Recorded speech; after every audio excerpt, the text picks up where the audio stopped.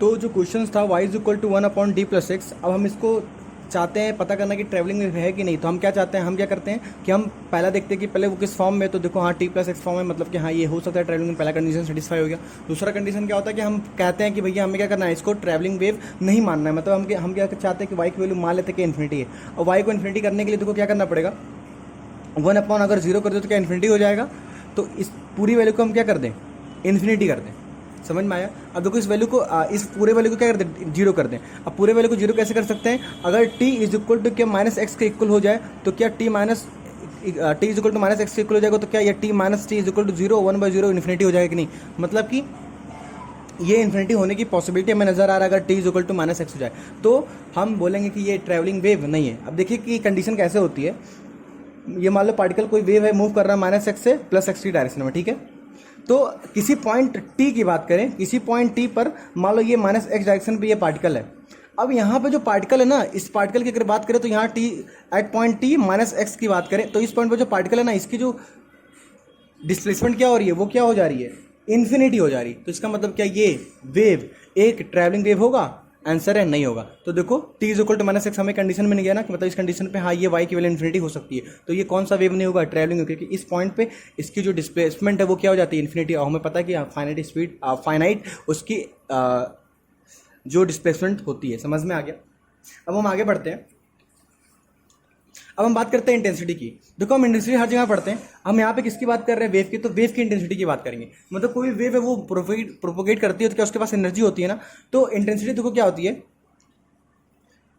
हम पर unit time और पर यूनिट एरिया जितने नंबर ऑफ वेव यहाँ से ट्रैवल करेंगे, कुछ एनर्जी लेंगे, तो उसी एनर्जी को हम क्या बोलते हैं, इंटेंसिटी। तो इंटेंसिटी क्या होता है, पर unit area per unit time जितनी एनर्जी का फ्लो है उसी को हम क्या बोलेंगे, इंटेंसिटी। तो इंटेंसिटी क्या होता है, अब यहाँ पे जो एनर्जी का फ्लो किस फॉर्म में हो सकता है, वेव की फॉर्म में हो सकता है। तो यहाँ पे हम क्या बोलेंगे, इंटेंसिटी होगी वो वेव की फॉर्म में होगी। तो intensity is equal to per unit area per unit time, जितनी वेव्स जाएंगी, जितनी एनर्जी वहां से पास होगी, per unit area per unit time, उसी को हम क्या बोलेंगे, इंटेंसिटी। तो intensity is equal to per Emax upon A into T.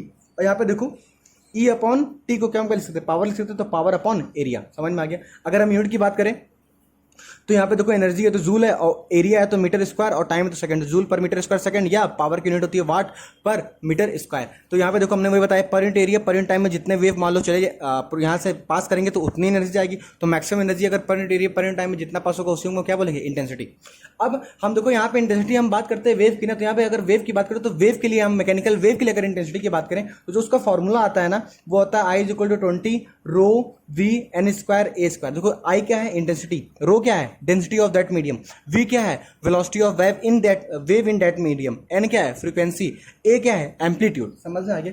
तो जो I आता है वो 20 rho v n square A square आता है। आपको पता होगा कि हम यहाँ पे नहीं डिराइव कर रहे हैं, कि हम एक शॉर्ट रिवीजन बता रहे हैं, ठीक है। तो हम जब पढ़ाएंगे पूरा तब बताएंगे। तो I is equal to 20 rho v n square A square होता है ना। मतलब कि हम मैकेनिकल वे के लिए अगर इंटेंसिटी की बात करें तो जो फॉर्मूला निकल कर आता है यहाँ पे पुट करने की वजह से वो आता है 20 rho v n square A square. अब देखो अगर क्वेश्चन में दे दिया कि हमें मीडियम कांस्टेंट दिया है, मतलब मीडियम थ्रू आउट हम जो स्टडी कर रहे हैं वो सेम है, इसका मतलब क्या, मीडियम सेम है। मीडियम देखो, मीडियम अगर सेम है तो क्या यहाँ पे कांस्टेंट हो सकता है, किसी भी मीडियम की डेंसिटी सेम हो सकती है, किसी मीडियम में वेलोसिटी सेम हो सकता है। मतलब कि ये दो पार्ट है वो क्या हो जाएगा, सेम। मतलब कि I डायरेक्टली प्रोपोर्शनल टू क्या हो जाएगा, N square into A square. और अगर बोला गया कि सिर्फ सोर्स सेम है तो यहाँ पे क्या सेम हो जाएगा, एन की वैल्यू सेम हो जाएगी। तो I directly proportional to rho 20 rho v into A square, ये हो जाएगा। और अगर क्वेश्चन में दिया गया कि नहीं हम मीडियम को भी सेम रखते हैं और सोर्स को भी सेम रखते हैं, तो हमारा देखो डेंसिटी भी सेम हो जाएगा, वेलोसिटी भी सेम हो जाएगा, और फ्रीक्वेंसी भी सेम हो जाएगा। तो I डायरेक्टली प्रोपोर्शनल टू कितना हो जाएगा, ए स्क्वायर। तो इस पे बहुत सारे क्वेश्चंस, बहुत सिंपल क्वेश्चंस आते हैं, आप अगर सॉल्व किए होंगे कि अलग अलग इंटेंसिटी होता है, अलग अलग फ्रीक्वेंसी, अलग अलग एम्पलीट्यूड देके अगर बोला जाए कि मीडियम कांस्टेंट है, ठीक है। तो देखो इंटेंसिटी की वैल्यू हमने फॉर्मूला क्या लाया, I is equal to 20 rho v n square A square. अगर मीडियम कांस्टेंट तो हमें पता है अगर मीडियम सेम है तो यहाँ पे डेंसिटी और v दोनों क्या हो जाएगा, सेम हो जाएगा। तो यहाँ पे I जो डायरेक्टली प्रोपोर्शनल हो जाएगा एन स्क्वायर और ए स्क्वायर, फ्रीक्वेंसी और एम्पलीट्यूड। अगर मीडियम और सोर्स दोनों कांस्टेंट दे दिया तो ये तो मीडियम की वजह से कांस्टेंट हो गया और फ्रीक्वेंसी सोर्स की वजह से कांस्टेंट हो गया। तो I डायरेक्टली प्रोपोर्शनल टू कितना हो गया, ए स्क्वायर हो गया। समझ में आ गया। इस पर भी बहुत सारे क्वेश्चन आते हैं, फिगर वाले भी बहुत सारे क्वेश्चन आते हैं। आपको अगर पैसा पता हो कि ऐसे क्वेश्चन दिया रहता है, ठीक, ऐसे बहुत सारे क्वेश्चंस बना के दिया रहता है, ठीक है। कि मतलब कि अलग अलग एम्पलीट्यूड दिया रहता है, अलग अलग उसमें वेव दिया जाता है, फ्रीक्वेंसी दी रहती है, तो बताना रहता है कि बताओ इसमें इंटेंसिटी का रेशियो क्या होगा, ऐसे बहुत सारे क्वेश्चंस होते हैं, ठीक है। अब हम आगे आते हैं कि वेवफ्रंट की बात करते हैं। देखो वेवफ्रंट हम वेवफ्रंट क्या होता है। वेवफ्रंट का टेक्निकल जो डिफिनेशन होता है ना, अगर आप यूट्यूब उस गूगल पर जाएंगे तो बहुत ही कॉम्प्लिकेटेड है। सिंपल तरीके से हमारे का क्या है, अगर हम वेवफ्रंट की बात करें तो वेवफ्रंट का मतलब यहाँ पे ये होता है कि अगर कोई वेव है ना, अगर वो वेव प्रोपेगेट करती है तो उस वेव के हम ग्राफिकल एनालिसिस को, या हम उसके वो किस तरीके से वेव मूव कर रही है ना, उसके अगर हम फिगर की बात करते हैं तो उसी को हम बोलते हैं वेव फ्रंट। समझ में आया। मतलब जो कोई वेव है वो अगर प्रोपेगेट कर रही है तो उसका जो हम उसका समझ रहे स्ट्रक्चर देखते हैं या वो किस तरीके से प्रोपेगेट करती है, उसी को हम बोलते हैं वेव फ्रंट।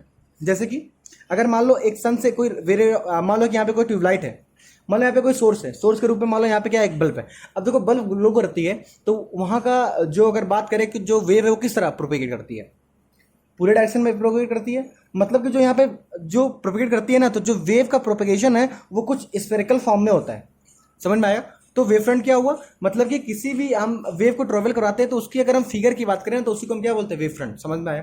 तो यहाँ पर देखो अगर कोई पॉइंट सोर्स है तो उसमें जो वेव निकलती है वो किस तरह निकलती है, स्फेरिकल फॉर्म में निकलती है। अगर बात करें कि कोई इन्फिनिटी पे कोई सोर्स रखा हो वहां से वेव आ रही है, तो हमें पता है कि अगर इन्फिनिटी पे सोर्स रखा हो, मान लो सन कोई वेव आ रही है तो वो कुछ ऑलमोस्ट पैरेलल आएगी। और अगर पैरेलल आएगी तो अगर हम इसके फिगर की बात करें तो एक प्लेन की अगर बात करें तो ये जो प्लेन है ना, ये प्लेन मतलब कि कोई वेव ऐसे मूव कर रही है और अगर इसको हम कट करें इस तरह, तो इस प्लेन की अगर बात करें तो ये प्लेन के अलोंग ये वेव मूव कर रही है, ठीक है। और थ्रू आउट ये प्लेन क्या रहता है, कांस्टेंट रहता है।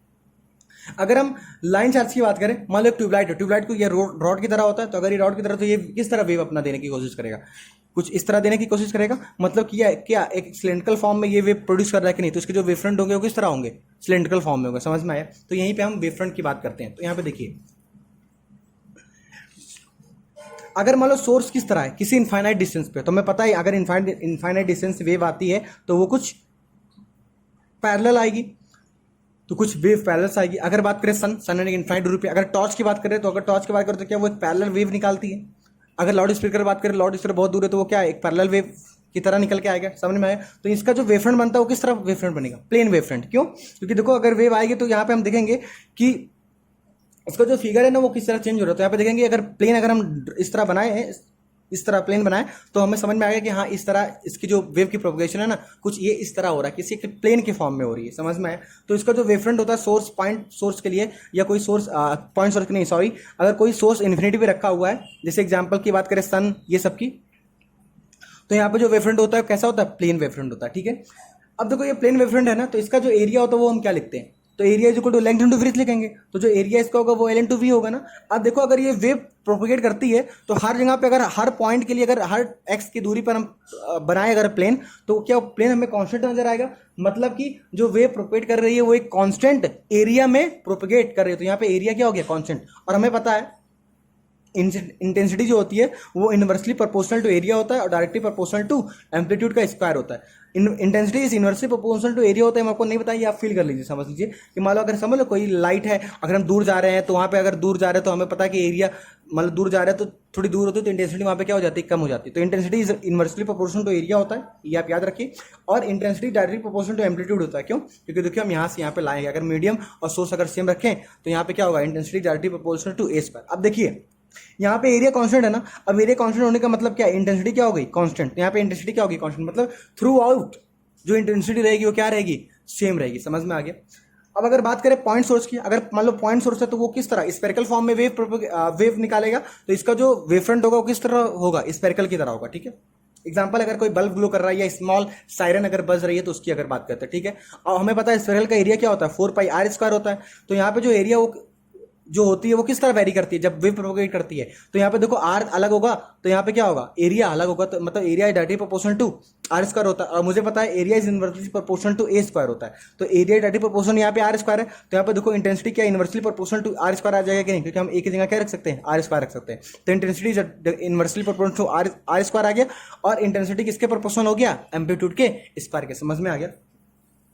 और अगर हम बात करें लाइन चार्ज की, लाइन सोर्स की, तो लाइन सोर्स मतलब ट्यूबलाइट की बात करते हैं तो यहाँ पे क्या होता है, एक सिलेंड्रिकल फॉर्म में वेव फ्रंट बनती है। देखो इस तरह कर जाएगा तो एक सिलेंड्रिकल फॉर्म में वेव फ्रंट बन रही है कि नहीं, तो एक सिलेंड्रिकल वेव फ्रंट होगी। और अगर इसकी एरिया की बात करें तो 2πr × L होता है। 2π अगर इसकी रेडियस आर है उसकी लेंथ एल है तो क्या 2πr होता है। और अगर ये वेव प्रोपेगेट करेगी तो हमें पता चलेगा कि ड्यूरिंग प्रोपेगेशन लेंथ क्या रहती है, कांस्टेंट रहती है, बस क्या चेंज हो रहा है आर। तो मतलब एरिया डायरेक्टली प्रोपोर्शनल टू क्या हो गया आर, तो intensity directly proportional to area है, तो यहाँ पे एरिया की जगह क्या लिख सकते हैं आर लिख सकते हैं, तो intensity inversely proportional to r हो गया और डायरेक्टली प्रोपोर्शनल टू क्या हो गया एम्पलीट्यूड का स्क्वायर हो गया। समझ में आ गया।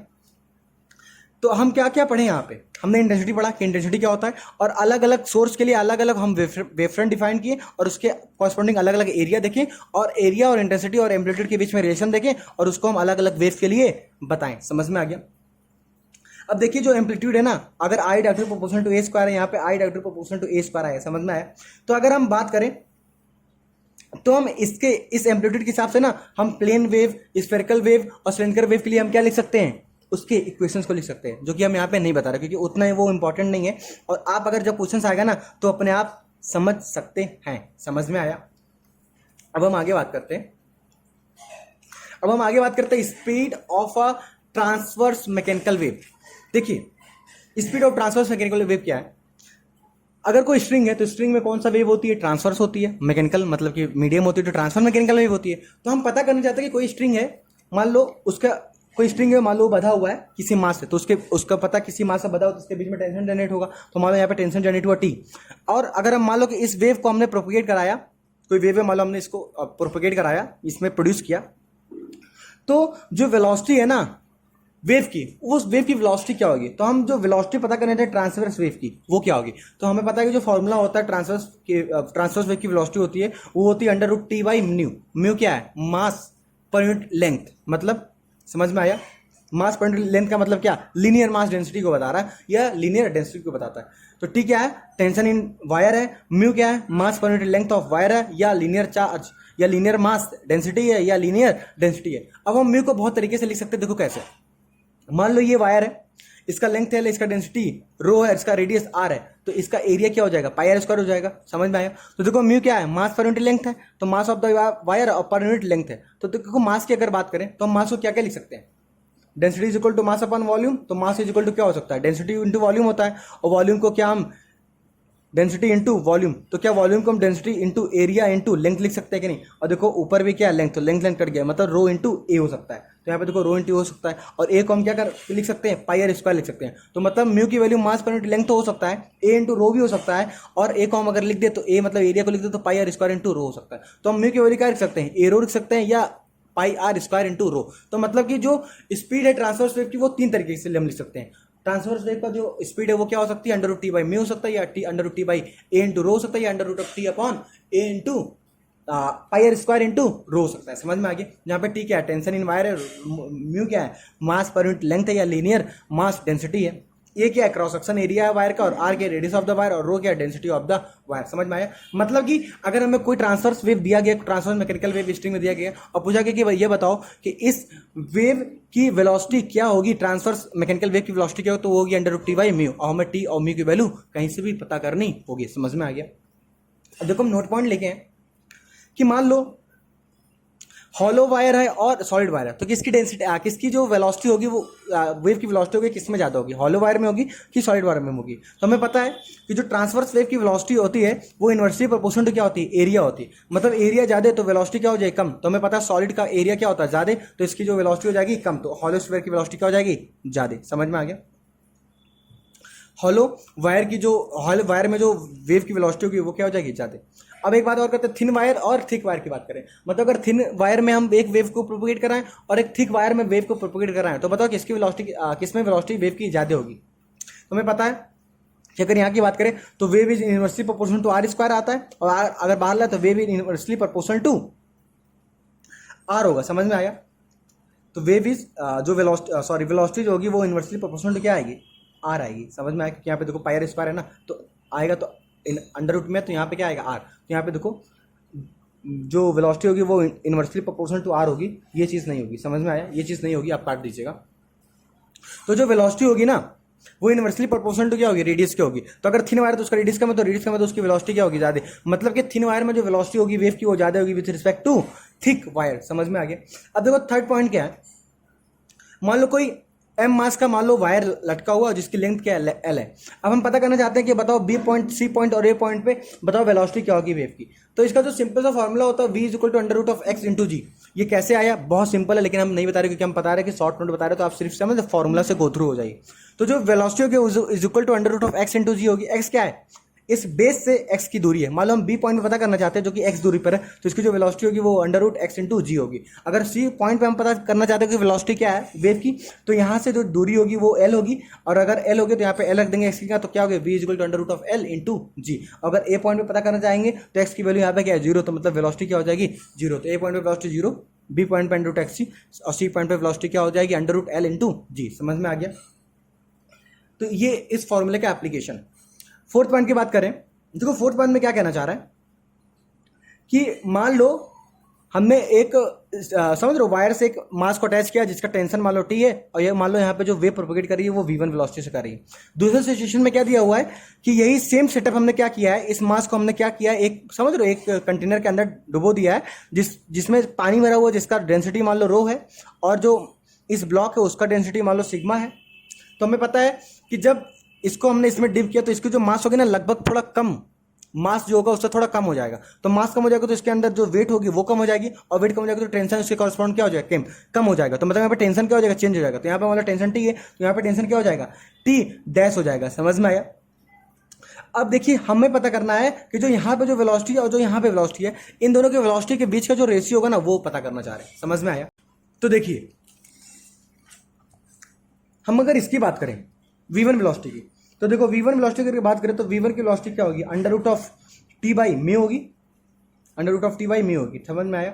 अगर t की बात करें तो यहाँ पे टेंशन के रूप में क्या काम कर रहा है, यहाँ पे m है ना, तो m इंटू जी लग रहा है, यही वेट लग रहा है जो कि टेंशन के इक्वल हो जाएगा। तो यहाँ पे टेंशन क्या होगा, mg होगा अपॉन म्यू। म्यू क्या होगा, इस वायर की मास और इस वायर का लेंथ, लेकिन हम यहाँ पे नहीं लिख रहे हैं। समझ में आएगा कि यहाँ पे मास और लेंथ हमें नहीं दिया हुआ है। समझ में आया। तो हम इसको म्यू ही रहने देते हैं, बाद में वो कट जाएगा। ठीक है, तो ये v1 आ गया।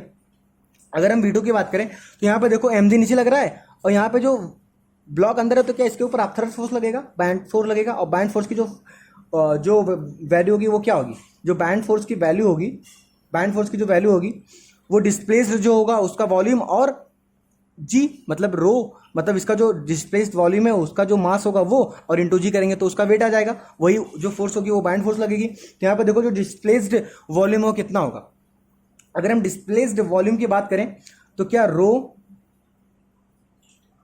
v इंटू जी, क्या रो वी जी होगा। समझ में आया। इसकी जो डिस्प्लेस्ड वॉल्यूम है उसकी अगर वेट की बात करें तो कितना आएगा, रो वी जी आएगा। कैसे आया, तो m इंटू जी होगा, इसका कुछ मास होगा, तो मास इज इक्वल टू क्या होगा, density is equal to mass upon volume. तो मास इज इक्वल टू क्या होगा, डेंसिटी इंटू वॉल्यूम। अब इस जो पानी है जो डिस्प्लेस हुआ उसका जो डेंसिटी क्या होगा, सिग्मा होगा, और वॉल्यूम इसका क्या होगा, मान लो इसका वॉल्यूम v हमने मान रखा है। समझ में आया।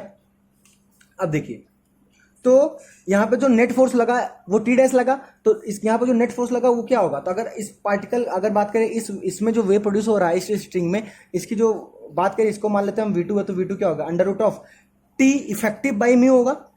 तो इफेक्टिव कैसे लिखेंगे, जो टोटल फोर्स लग रहा है क्या लग रहा है, m इंटू जी लग रहा है, जिसमें से हम क्या माइनस कर देंगे, जो ये बैंड फोर्स लगा रहा है जिसकी वजह से यहाँ पे वेट कम फील होगा, तो नेट जो फोर्स लग जाएगा, जो टेंशन नेट हो जाएगी क्या उसमें से माइनस करेंगे, जो इसका क्या है बैंड फोर्स क्या है v रो इंटू जी। समझ में आ गया। अब देखिए v1 और v2 में पता चल गया ना। अब हम इसको क्या करते हैं, डिवाइड कर देते हैं। तो जब हम v1 अपॉन v2 को डिवाइड करते हैं तो क्या आएगा, under root of mg upon ये म्यू आएगा, और इसका जो म्यू होगा वो कैंसिल हो जाएगा, तो क्या आएगा mg upon mg minus v rho into जी। समझ में आ गया। अब हम क्या करते हैं, इस मास को हम लिखना चाहें तो देखो इसका जो मास होगा ना इस ब्लॉक का, तो डेंसिटी इज इक्वल टू क्या होती है, मास अपन वॉल्यूम होती है। तो इसका जो ब्लॉक का मास होगा वो कैपिटल एम है, इसका वॉल्यूम मान लो v है, और इसका जो खुद का ब्लॉक का डेंसिटी क्या हमने माना है, सिग्मा माना है, तो सिग्मा इंटू वी आ जाएगा। तो यहाँ पे जो मास होगी उसको हम किस तरह लिखेंगे, तो v1 upon v2 is equal to under root of, mass को क्या लिखेंगे, sigma into v into g upon sigma into v, यहाँ पे भी मास के लिए into g minus of v into sigma into g. तो देखो जी कट गया, वी कट गया, तो देखो क्या बचा, तो v1 upon v2 is equal to, यहाँ पे क्या बचा, sigma upon sigma minus rho. क्या ये अंडर रूट में बना। अब देखो हम क्या करते हैं, सिग्मा नीचे से कॉमन लेते हैं, समझ में आया। अब देखो नीचे जब सिग्मा कॉमन लेंगे तो क्या आएगा, under root of sigma upon sigma common लिए तो यहाँ पे 1 बचेगा माइनस सिग्मा बाई रो होगा कि नहीं। अब देखो ये कट गया तो जो v1 बाई v2 की वैल्यू आई वो under root of upon 1 minus rho upon sigma. समझ में आया। तो देखिए जो v1 बाई v2 का रेशियो आया is equal to under root of 1/1 minus rho upon sigma. Rho क्या है, डेंसिटी है वाटर की, सिग्मा क्या है, डेंसिटी ऑफ सॉल्ट की। अब देखिए हम सब बता चुके हैं ना, लेकिन हम आपको फिर से भी बोल रहे हैं कि इसको आपको याद मत रखिए, क्योंकि ये यहाँ पे भी आएगा, इलेक्ट्रोस्टेट्स में भी आएगा, तो वहाँ पे भी कुछ इस तरीके का ही फॉर्मूला बनता है।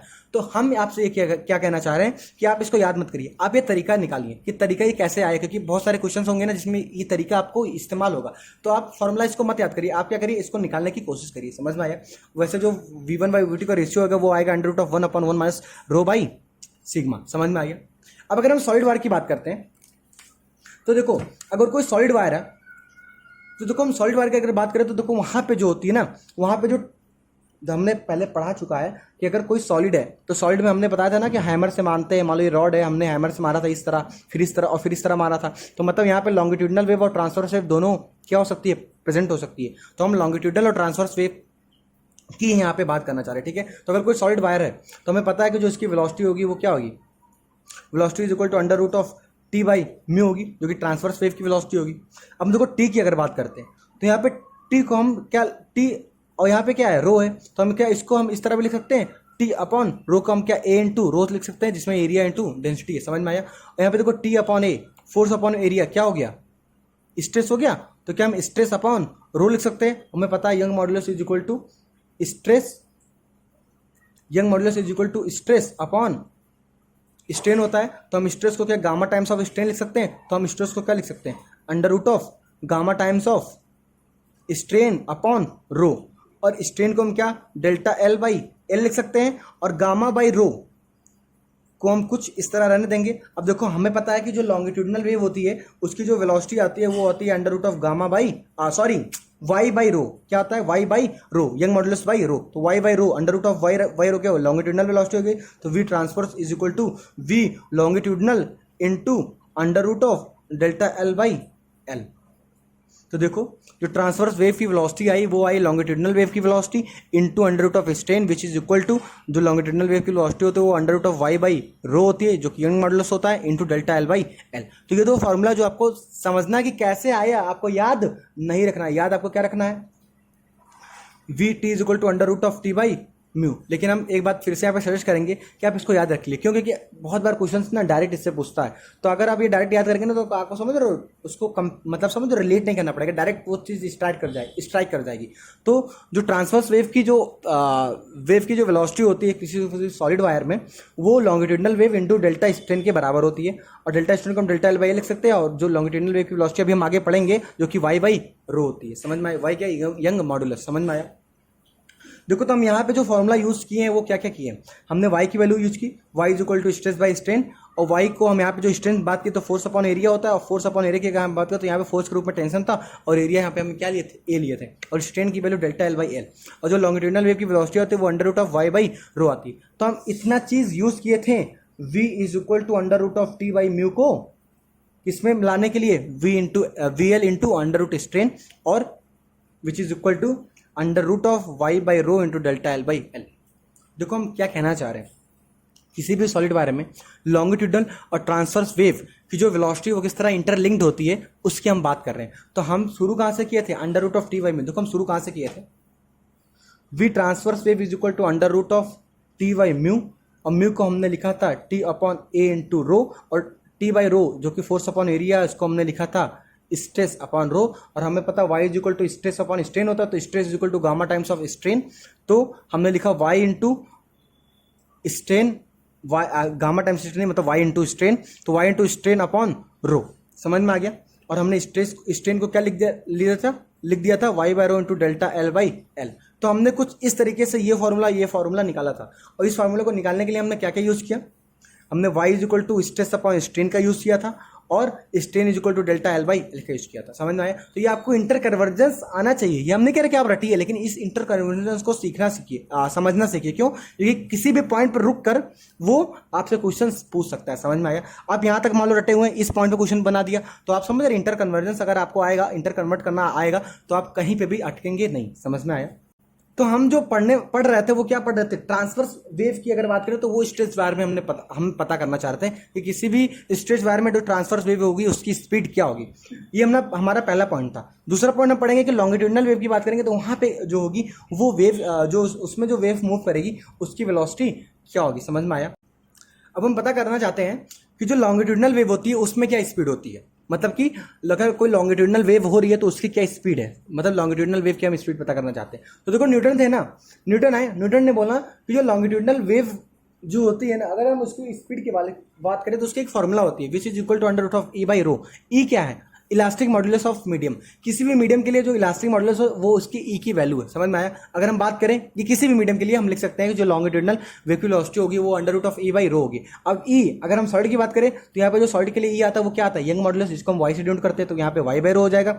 अगर हम लिक्विड की बात करें तो यहाँ पे जो इलास्टिसिटी और मॉडुलस आता है वो बल्क मॉडुलस आता है, या वॉल्यूमेट्रिक इलास्टिक मॉडुलस भी हम उसे बोलते हैं, जो कि बी या के से डिनोट करते हैं बाई रो। और अगर लिक्विड की बात करेंगे और गैस की अगर बात करेंगे तो वहां पे भी हमें क्या देखने को मिलता है? Bulk modulus which is B और के बाई रो। हम बी या के दोनों से डिनोट कर सकते हैं बाई रो। समझ में आया? तो मतलब सॉलिड की बात करें तो under root of gamma by rho, liquid की बात करें तो इलास्टिक के रूप में हमें बी मिलता है तो under root of B by rho, और अगर बी या बीटा बोल लें, और अगर गैसेस की बात करो तो यहाँ पे भी अंडर रूट ऑफ बी या बीटा बाई रो। समझ में आ गया? अब देखिए अगर हम बात करें कि जो यंग मॉडुलस होती है ना सॉलिड की, वो बहुत ज़्यादा होती है लिक्विड से, और लिक्विड से जो कम होती है वो होती है गैस की। तो सबसे ज़्यादा सॉलिड की होती है, फिर लिक्विड की, फिर गैस की होती है। ठीक है? और मैं पता है जो डेंसिटी होती है सॉलिड की वो सबसे ज़्यादा होती है, फिर लिक्विड की होती है, और फिर गैस की होती है। तो अगर यहाँ पे देखो लॉन्गिट्यूडनल वेव की वेलोसिटी करे सॉलिड, लिक्विड और गैस में, तो देखो under root of Y by rho आएगा ना, तो यहाँ पे देखो वाई बहुत ज़्यादा है, यहाँ पे देखो बी बहुत ज़्यादा है विद रिस्पेक्ट टू रो। तो मतलब ये सब ज़्यादा है, तो मतलब जो लॉन्गिट्यूडनल वेव की लॉन्गिट्यूडनल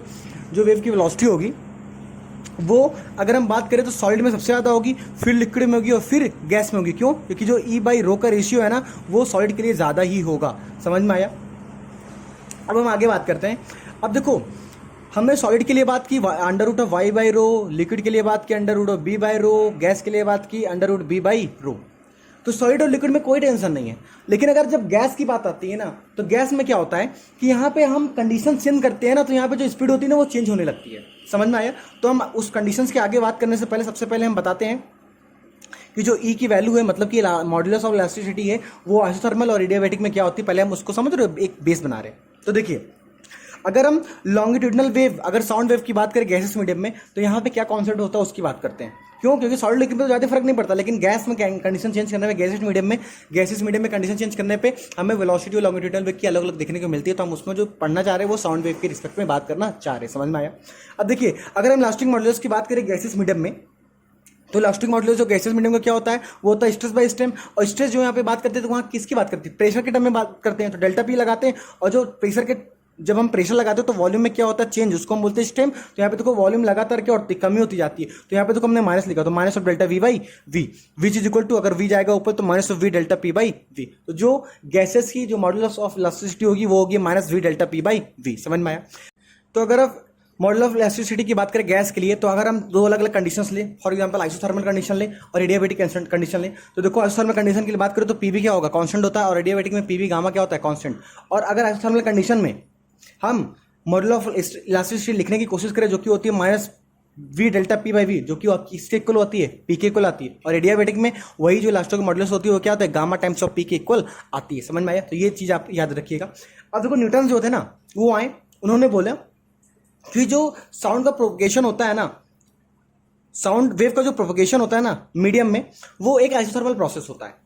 तो उसके हिसाब से हमने क्या किया, न्यूटन थे तो उन्होंने अपना कॉन्सेप्ट दिया। तो उन्होंने बोला कि जो साउंड वेव का प्रोपगेशन होता है वो एक आइसोथर्मल कंडीशन होता है। तो हमें पता है आइसोथर्मल कंडीशन में जो इलास्टिसिटी मॉडल ऑफ इलास्टिसिटी की वैल्यू होगी क्या? वो पी के इक्वल होगी। तो हम जब गैस के लिए लिखना चाहें, लॉन्गिट्यूडनल वेव भी होती है गैस में, तो अगर गैस के लिए वेलोसिटी लिखना है तो under root of E by rho, तो ई की वैल्यू यहाँ पे क्या आई?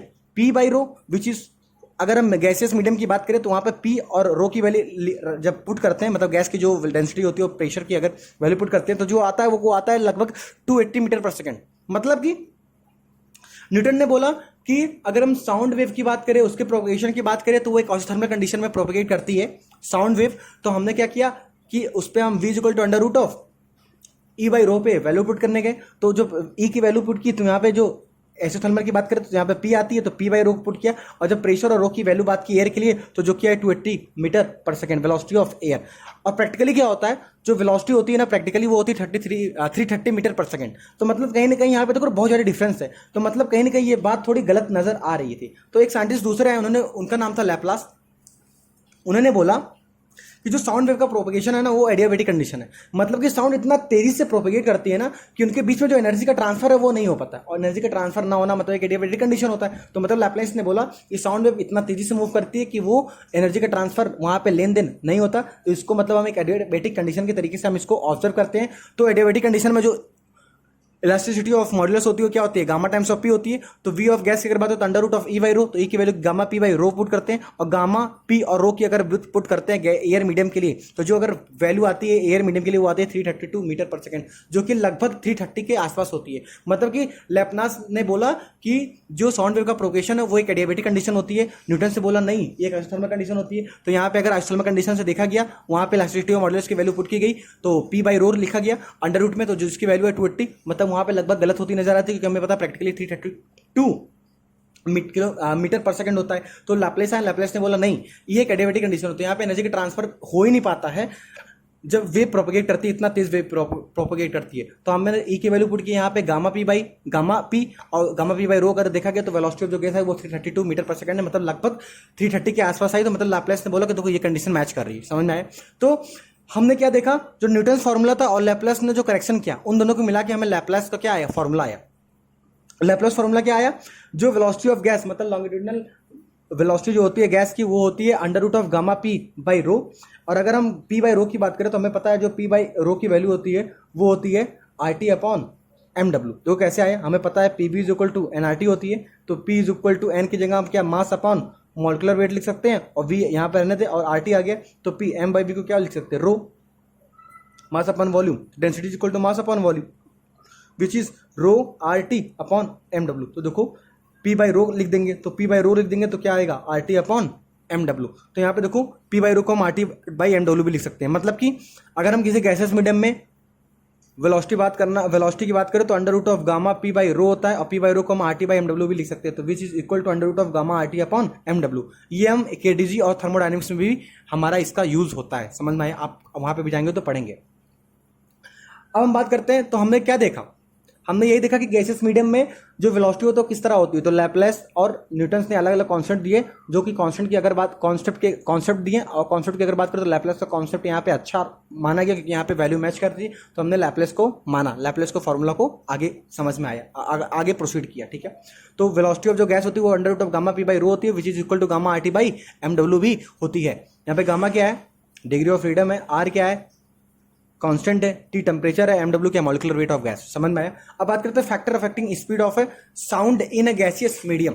देखिए जो वेलोसिटी अंडर रूट टी के directly proportional under root T आया ना, तो मतलब अलग अलग वेलोसिटी के लिए क्या under root T one by T two लिख सकते हैं कि नहीं। और अगर परसेंटेज चेंज की बात है लेस देन 5% की, तो यहाँ पे बाइनोमियल एक्सपेंशन लगा सकते हैं, जो कि टी पावर 1/2 आगे आ जाएगा। तो delta V by V is equal to percentage की अगर बात करें तो half delta T by T into 100, ये किसके लिए, लेस देन 5% की अगर बात करें तो हम ये फॉर्मूला यूज कर सकते हैं। अगर ग्राफ की बात करें तो V directly proportional to under root T है, तो यहाँ पे डायरेक्टली प्रोपोर्शनल है। अगर वी और टी के बीच में ग्राफ लिखे तो यहाँ पे स्क्वायर कर दे दोनों तरफ, तो V square directly proportional T. तो यहाँ पे देखो एक का पावर 1 एक का पावर 2, और टी जिसका पावर 1 है उसके कॉरेस्पॉन्ड उसी की तरफ मुंह खुला रहता है, तो देखो टी की तरफ मुंह खुला हुआ है। समझ में आया? अगर वी स्क्वायर और टी के बीच में ग्राफ की बात करें तो इसको अगर स्क्वायर करें तो वी स्क्वायर डायरेक्टली प्रोपोर्शनल 2 आ जाएगा, मतलब एक स्ट्रेट लाइन की ग्राफ बन जाएगी। समझ में आया? अब देखो जो वेलोसिटी हमने बात किया ना वो तो किसी गैस के लिए बात कर लिया, समझ में आइए, जो टेम्परेचर के साथ इस तरह वैली करती है। लेकिन मान लो अगर कहीं टेम्परेचर बोला कि लगभग 30 डिग्री के अंदर अगर चेंज करे तो वेलोसिटी में क्या चेंज आएगा। तो उसके लिए हमने क्या किया, एक फॉर्मूला ड्राइव किया, और जो फॉर्मूला ड्राइव किया वो फॉर्मूला कुछ इस तरह होता है, V T is equal to V naught into 1 plus T by 556। यहाँ पे वी टी क्या है, साउंड की स्पीड है किसी भी गैसेस मीडियम में टी डिग्री सेल्सियस पे, और वी नॉट क्या है कि साउंड की जो स्पीड है वो 0 डिग्री सेल्सियस की अगर बात करें उस पॉइंट पे जो साउंड की स्पीड होती है वो लिखते हैं यहाँ पे। और वीटी क्या है, किसी टी टेम्परेचर पे हम पता करना चाहते हैं कि जो स्पीड है साउंड की गैसेस मीडियम में वो क्या है, तो V T is equal to V naught into one plus T by 546 आती है। अगर हम टी की बात करें तो ये जो फॉर्मूला होता है वो लगभग 30 डिग्री के लिए वैलिड होता है। मतलब अगर मान low temperature 5 degree 10 degree 15 degree अगर ये बढ़ाया जाता है तो बताया जाता है कि बताओ कि हम टेम्परेचर बढ़ाते हैं लगभग 30 डिग्री के आसपास, तो बताओ कि जो वेलोसिटी होती है गैस के वो किस तरह चेंज होती है। तो ये फॉर्मूला हम यूज करते हैं, ठीक है। अगर हम एयर की बात करें तो हमें पता है एयर में जो वेलोसिटी होती है वो 0 डिग्री सेल्सियस अगर बात करते हैं वेलोसिटी होती है वो 30 मीटर पर सेकंड होती है। तो हम यहाँ पे क्या किया 30 मीटर की वैल्यू पुट किए, तो वी नॉट मल्टीप्लाई किए plus V naught into T upon 546, तो यहाँ पे वी नॉट की वैल्यू 330 पुट किए तो 330 अपॉन 546 किए, तो यहाँ पे जो डिवाइड करने पाए वो 0.61 आया। मतलब कि अगर हम पार्टिकुलरली एयर मीडियम की बात करें और वहां पे लगभग 30 डिग्री के आसपास चेंज की बात करते हैं, तो बताओ वेलोसिटी का जो गैसेस में होता है वो किस तरह चेंज होता है, तो वो होता है V T is equal to V naught plus 0.61 into T. अगर यहाँ पे डेल्टा वी की बात करें तो V T minus V naught is equal to 0.61 into T. मतलब कि अगर हम टेम्परेचर 1 डिग्री बढ़ाते हैं तो 0.61 मीटर पर सेकंड की वेलोसिटी उस गैस में एयर में जो वेलोसिटी होती है साउंड वेव की वो क्या होती है, बढ़ जाती है। तो if temperature is increased by 1 degree Celsius then speed of the sound increased by 0.61 metre per second. ये किसकी बात हो रही है, ओनली इन एयर। समझ में आया। अब देखिए आगे की बात करते हैं। देखो इसकी अगर बात करें तो सबसे पहले हमने वेलोसिटी निकाली गैस की, टेम्परेचर के साथ कुछ तरह वेरी कर रहा था, और हमने 30 डिग्री के लिए जनरल फॉर्मूला निकाला, और अगर स्पेसिफाई किया एयर के लिए तो ये फॉर्मूला है। समझ में आया। अब अगर बात करते हैं प्रेशर की, तो देखो जो वेलोसिटी वो आती है वो क्या आती है, under root of gamma P by rho. तो पी बाई रो तो हमें किसकी बात करती है, प्रेशर की, तो यहाँ पे प्रेशर के रिस्पेक्ट में हमें बात करना हो तो देखो हम अगर जो इसके पहले फॉर्मूला लाए थे ना, P is equal to rho R T upon M W. समझ में आया।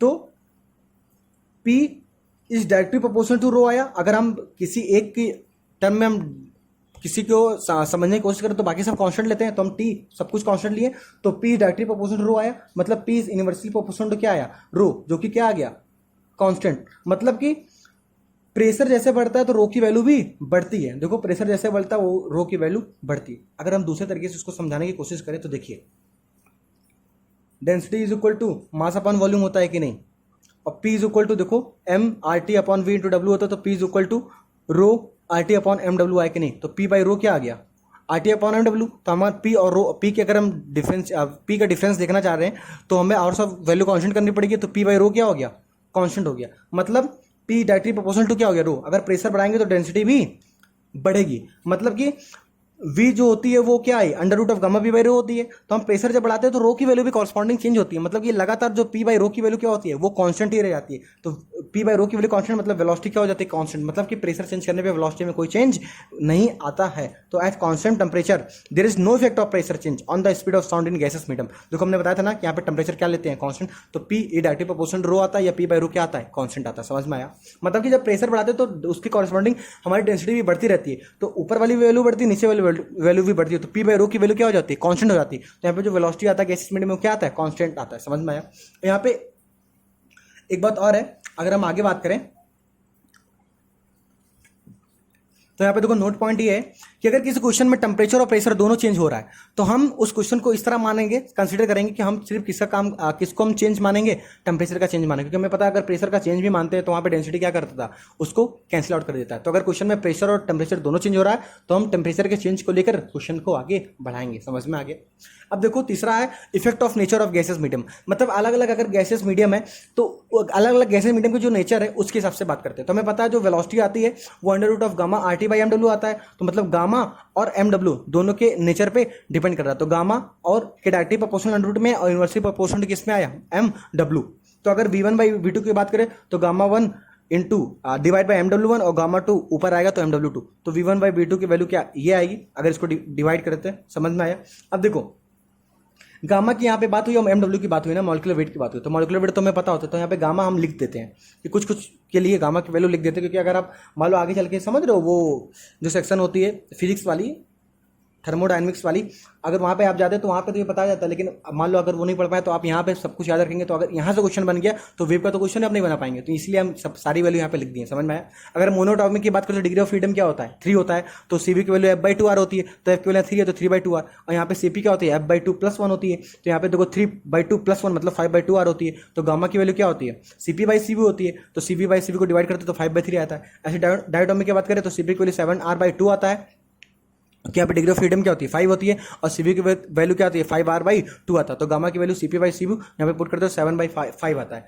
और अगर पॉलीटॉमिक की बात करें तो पॉलीटॉमिक अगर लीनियर है तो वो तो डायोटॉमिक की तरह काम करता है, तो सारी वैल्यूज डायोटॉमिक की तरह हो जाएगी, लेकिन अगर पॉलीटॉमिक नॉन लीनियर है तो सीपी की वैल्यू 4r आती है और सीवी की वैल्यू 3r आती है, तो गामा की वैल्यू cp/cv रखेंगे तो 4/3 आती है। समझ में आ गया? तो ये हम क्या कर रहे हैं, अगर कोई पार्टिकुलर मॉलिक्यूलर कोई भी मॉलिक्यूलर गैस जैसे हीलियम दे दिया, नियॉन दे दिया, CO2 दे दिया, तब तो हम CpCb की वैल्यू निकाल लेंगे। लेकिन अगर मान लो मिक्सचर हो गया ऐसे hydrogen, helium, lithium, neon, CO2 सब कुछ है, तो उसकी कॉरस्पॉन्डिंग हम वेलोसिटी कैसे पता करेंगे, तो वहां पे हमें क्या करना पड़ेगा, गामा मिक्सचर लेना पड़ेगा और मॉलिक्यूलर वेट भी मिक्सचर लेना पड़ेगा। तो यहाँ पे जो मॉलिक्यूलर वेट मिक्सचर की बात करेंगे तो वो N1 MW1 + N2 MW MW2 upon N1 + N2 होती है। और गामा मिक्सचर की बात करें तो गामा मिक्सचर की अगर बात करेंगे तो गामा मिक्सचर को हम जब लिखते हैं तो वो CP mixture upon CV mixture की फॉर्म लिखते हैं, और CV मिक्सचर की बात करें तो N1 CP1 + N2 CP2 upon N1 + N2, और CV मिक्सचर की बात करते हैं N1 CV1 + N2 CP2 upon N1 + N2 N1 + N2 cut जाएगा दोनों तरफ, तो जो गामा मिक्सचर की वैल्यू आएगी वो आएगी CP mixture upon CV mixture which is equal to N1 CP1 + N2 CP2 upon N1 CV1 + N2 CV2। समझ में आ गया? अगर ह्यूमिडिटी की बात करते हैं तो हमें पता है जो वेलोसिटी होती है under root of gamma p by rho होती है, तो रो की बात करते हैं तो inversely proportional to under root rho है, तो velocity directly proportional to 1 upon rho है। समझ में आ गया? और हमें पता है p is equal to rho RT upon MW होती है, MW होती है, तो रो अपॉन MW। अगर हम इसकी बात करते हैं तो अगर इधर जाएंगे तो रो डायरेक्टली प्रोपोर्शनल टू क्या आ रहा है MW, तो rho directly proportional to MW भी होती है और v directly proportional to 1 upon rho भी होती है। समझ में आया? अब देखो ड्राई एयर की बात करें तो ड्राई एयर की अगर बात करते हो तो 78% नाइट्रोजन होता है, 21% क्या होता है ऑक्सीजन, तो ऑक्सीजन की मॉलिक्यूलर वेट 32 होती है और नाइट्रोजन की जो मॉलिक्यूलर वेट होती है 28 होती है। तो मतलब अगर हम डाई एयर की molecular weight average molecular weight लेने की कोशिश करें तो 28 और 32 के बीच में वेरी करेगी, जिसकी वैल्यू आती है मॉलिक्यूलर वेट ड्राई एयर की आती है वो 28.8 आती है। अगर हम ह्यूमिड एयर की बात करें तो ह्यूमिड एयर में क्या होता है, ड्राई एयर में वाटर का मिक्स हो जाता है, और ड्राई एयर की अगर मॉलिक्यूलर वेट होती है वो होती है 28.8, और वाटर अगर मिक्स हो गया मतलब ह्यूमिड बन गया तो मतलब 18 होती है, मतलब 18 और 28 के बीच में लाई करेगी। मतलब कि मॉलिक्यूलर वेट अगर ड्राई एयर की बात करें तो 28.8 है, लेकिन अगर ह्यूमिड एयर की बात करें तो यहाँ पे देखो 28 से 32 वेरी कर रहा है, यहाँ पे 18 से 28.8 वेरी कर रहा है। मतलब कि ह्यूमिड एयर की जो मॉलिक्यूलर वेट है क्या वो ड्राई एयर से कम हो जाएगी, क्योंकि देखो इसका जो एवरेज आएगा इनके बीच में आएगा जो कि क्या है आएगा कम आएगा। मतलब कि मॉलिक्यूलर वेट जो ड्राई एयर की है वो ह्यूमिड एयर से क्या आती है ज्यादा आती है। हमें पता है मॉलिक्यूलर वेट डायरेक्टली प्रोपोर्शनल जो डेंसिटी है, मतलब कि ड्राई एयर की डेंसिटी भी क्या होगी ज्यादा होगी with respect to humid air, और डेंसिटी ज्यादा मतलब वेलोसिटी कम, मतलब कि ड्राई एयर की जो वेलोसिटी होगी वो कम होगी with respect to humid air. तो यहां से क्वेश्चन पूछता है। समझ में आया? तो ये कुछ हमने बताया जिससे क्वेश्चंस आते हैं। समझ में आया? फिफ्थ की बात करते हैं इफेक्ट ऑफ विंड। अब अगर विंड की बात करते हैं तो अगर मान लो कोई सोर्स है वहां से क्या होता है वेव प्रोपेगेट कर रही है, तो वेव मान लो वी वेलोसिटी से इधर मूव कर रही है, वी वेलोसिटी से इधर मूव कर रही है, वी वेलोसिटी से इधर मूव कर रही है, और मान लो विंड जो है वो at an angle theta VW velocity से मूव कर रहा है। समझ में आया? और मान लो ऑब्जर्वर यहाँ पे एक ऑब्जर्वर है, तो यहाँ पे देखो जो विंड वेलोसिटी है वो इधर मूव करेगी, इसका कंपोनेंट आएगा VW cos थीटा, और यहाँ पे जो वेलोसिटी वी वेलोसिटी से सोर्स मूव कर ही रही थी, समझ जो वेव है वो मूव कर ही रही थी। मतलब कि ओवरऑल जो वेलोसिटी होगी ना, इफेक्टिव जो वेलोसिटी होगा जो ऑब्जर्वर इस साउंड वेव की देखेगा वो क्या होगी, जो वेलोसिटी से मूव कर रहा था और प्लस जो विंड की वेलोसिटी वो भी इसको सपोर्ट कर रहा है, मतलब प्लस VW cos थीटा हो जाएगा। मतलब इफेक्टिव जो वेलोसिटी होगी ऑब्जर्वर O1 के लिए साउंड वेव की वो क्या होगी V plus VW cos theta हो जाएगी। समझ में आया? अगर दूसरे ऑब्जर्वर की बात करें तो इसका जो है साइन कंपोनेंट काम करेगा, तो यहाँ पे V plus VW sin theta हो जाएगा। और अगर O3 की बात करें, ऑब्जर्वर 3 की बात करें, तो यहाँ पे देखो वेलोसिटी साउंड की इस तरह मूव कर रही है और इसके अपोजिट डायरेक्शन में VW cos थीटा कंपोनेंट लग रहा है, मतलब V minus VW cos theta हो जाएगा। समझ में आएगा? तो ये हो गया इफेक्ट ऑफ विंड। मतलब कि हमने क्या पढ़ा, जो हमने वेलोसिटी पढ़ी थी गैसेस मीडियम में, उस वेलोसिटी को हमने डिफरेंट समझ फैक्टर्स थे उन पे हमने इसको क्या किया देखा। समझ में आया? मतलब अलग अलग फैक्टर पे जो वेलोसिटी वो चेंज हो रही है उसको हमने जाना। समझ में आया? अब देखो 6 की बात करते हैं। तो देखो यहाँ पे मान लो एयर है और यहाँ पे देखो वाटर है, तो साउंड वेव मान लो एयर से वाटर में आई, अब ये राइट इधर शिफ्ट करेगी, अवे फ्रॉम नॉर्मल शिफ्ट करेगी कि टुवर्ड्स द नॉर्मल शिफ्ट करेगी, हम इसकी बात कर रहे हैं। टुवर्ड्स द नॉर्मल शिफ्ट करेगी, इसकी बात करें तो देखो अगर हम एयर की बात करते हैं तो एयर में जो वेलोसिटी होती है वो 330 मीटर पर सेकंड होती है, वाटर में जो होती है 1450 मीटर पर सेकंड होती है। तो हमें पता है कि जो वेलोसिटी ऑफ वाटर है वो कहीं ज़्यादा है एयर की वेलोसिटी से, मतलब कि ये जो वेलोसिटी ऑफ वाटर है ये इसको साउंड वेव को क्या कर रहा है, इजिली क्या कर रहा है, प्रोपेगेट करने में हेल्प कर रहा है, तभी तो इसकी वेलोसिटी ज़्यादा है। तो कहीं ना कहीं जो वाटर है वो किस तरह काम कर रहा है, रेयर मीडियम की तरह काम कर रहा है, वहीं पे जो एयर है वो किस तरह काम कर रहा है, act as a denser medium. तो हमें पता है कि अगर कोई वेव रेयर डेंसर मीडियम से रेयर मीडियम की तरफ जाती है तो वो क्या होती है, अवे फ्रॉम नॉर्मल मूव कर जाती है। समझ में आया, क्या पर देखो हमने अवे फ्रॉम नॉर्मल मूव करने को दिखाया है, समझ में आया। मतलब क्या कहना चाह रहे हैं, देखो sound speed of sound is not affected by element of the wave such as amplitude, frequency, wavelength. It is affected by the medium and medium properties such as elasticity, density, inertia, etc. मतलब कि हम जब wave को propagate कराते हैं sound wave को, तो वो जो वेव की एम्पलीट्यूड फ्रीक्वेंसी उस पर डिपेंड नहीं करती, जो वेव प्रोपेगेट कर रही है जिस मीडियम में प्रोपेगेट कर रही है उसके ऊपर उसकी जो वेलोसिटी है वो डिपेंड करती है। समझ में आया। तो हम एयर और वाटर की बात करें तो water act as a rare medium for the sound wave with respect to air. समझ में आया। तो इस वजह से ये जो वेव है वो किस तरह मूव करने की कोशिश कर रहा है, टुवर्ड्स अवे फ्रॉम नॉर्मल। समझ में आया। अब हम कैरेक्टरिस्टिक की बात करते हैं साउंड की। तो अगर साउंड की कैरेक्टरिस्टिक की बात करें तो बहुत सारे कैरेक्टरिस्टिक होते हैं, पिच होती है, लाउडनेस होती है, ऐसे बहुत सारे होती हैं, लेकिन हम जो यहाँ पे बात करेंगे वो लाउडनेस की बात करेंगे। तो देखो लाउडनेस का जो फॉर्मूला होता है वो L2 माइनस एनुअल, जिसको मुझे delta L is equal to 10 log I2 by I1 होती है। समझ में आया। और जो लाउडनेस का यूनिट होती है वो क्या होती है, डेसिमल होती है। अगर हम बात करें, अगर 0 डेसिमल लाउडनेस की बात करें तो 0 डेसिमल लाउडनेस में जो उसकी इंटेंसिटी होती है उसको हम बोलते हैं threshold intensity, which is threshold of hearing, जो हमें सुनाई देती है, जिसको हम बोलते हैं थ्रेशोल्ड ऑफ हियरिंग, जो उसकी वैल्यू होती है I0, जिसकी वैल्यू होती है 10⁻⁻12 वेबर पर मीटर स्क्वायर। मतलब कि अगर हम 0 डेसिमल पे इंटेंसिटी को पता करना चाहें तो उस इंटेंसिटी को हम बोलेंगे थ्रेशोल्ड ऑफ इंटेंसिटी, जिसकी वैल्यू होती है 10⁻⁻12 वेबर पर मीटर। समझ में आया। और अगर यहाँ पे देखो 0 कर दिए तो यहाँ पे I1 की वैल्यू क्या करना होगा, हमें I0 करना पड़ेगा। तो L2 minus L1 is equal to 10 log 10 I2 by I1 करेंगे। अगर यहाँ पे लाउडनेस 0 कर दिया तो अगर यहाँ पे 0 करे तो L आ गया। तो यहाँ पे अगर हम L लिखेंगे तो यहाँ पे I की वैल्यू क्या लिखनी पड़ेगी, I1 की वैल्यू क्या लिखनी पड़ेगी, I0। तो L is equal to 10 log 10 I by I0। समझ में आ गया। तो यहाँ पे क्या है, to find the loudness of a sound if intensity I is given, मतलब कि किसी इंटेंसिटी I पे जो उसकी लाउडनेस होगी वो हम इस फॉर्मूले से निकाल सकते हैं। तो loudness is equal to 10 log 10 base 10 I by I0। समझ में आ गया।